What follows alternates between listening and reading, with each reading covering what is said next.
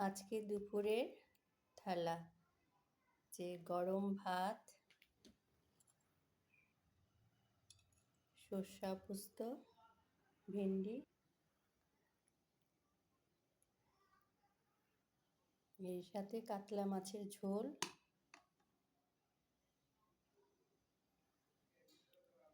আলু দিয়ে ডিমের ঝোল,